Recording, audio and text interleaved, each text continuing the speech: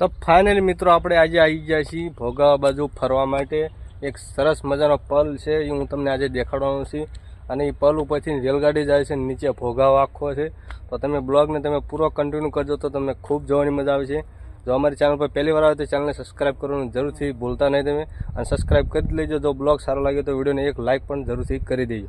તો હાલો હું તમને હવે પલ દેખાડી દઉં. તો જો મિત્રો, આ છે રેલગાડીનો પલ અને આ છે પાણીનો ભોગાવો. જો એકદમ ખારું પાણી છે આ. અને જો આ ચોમાસામાં તો આ બધે પાણી પાણી થઈ જાય છે, આખું બધું ભરી જાય છે. આખો બધો પટ છે એ બધો પાણીનો ભરી જાય છે. જો આ બાજુ ખેતીવાડી કરે છે અને આમ પર પાણી ભર્યું છે. તો જો આ રેલગાડીનો પલ છે. અત્યારે ટાઈમ તો થઈ ગયો છે, રેલગાડી આવતી હશે પણ થોડોક ટાઈમ લાગશે. તો જો આ છે રેલગાડીનો પાટો. તો હાલો હું તમને હવે થોડુંક ઉપર જઈને પણ લોકેશન દેખાડી દઉં.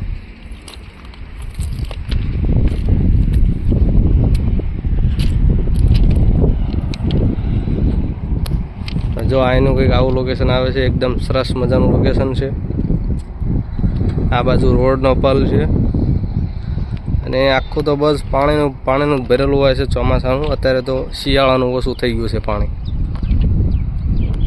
તો એકદમ સરસ મજાનો પલ છે અહીંયા.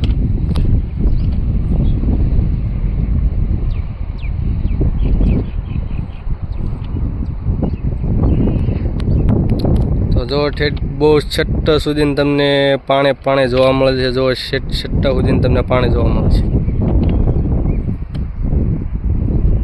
જો આ રેલગાડીનો પાટો એકદમ જબરજસ્ત રીતે અહીંયા પલ બનાવીને ઉપર રાખ્યો છે પાટો. એકદમ સરસ મજાનું લોકેશન છે. હા જો મિત્રો, આપણું ટ્રેક્ટર કેટલું બધું નાનું એવડું લાગે છે. જો ટ્રેક્ટર આપણું ધોઈને તૈયાર કરીને મૂકી દીધું છે. આપણે ટ્રેક્ટર ધોવા માટે આવી ગયા હતા અહીંયા આગળ. જો મિત્રો, આના ઉપર તો હાલવાથી તો એટલી બધી બીક લાગે છે ને કે એની વાત ના પૂછો.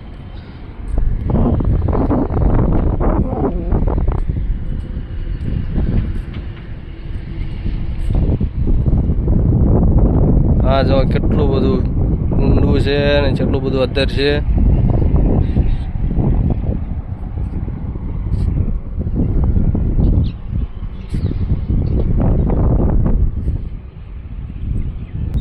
તો મિત્રો, આજનો બ્લોગ તમને સારો લાગ્યો હોય તો વિડીયોને એક લાઇક જરૂરથી કરી દેજો. અને જો અમારી ચેનલ પર પહેલી વાર આવે તો ચેનલને સબસ્ક્રાઈબ કરવાનું ભૂલતા નહીં.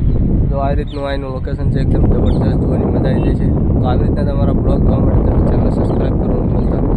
મળીએ આપણે કાલના બ્લોગમાં. ત્યાં સુધી જઈ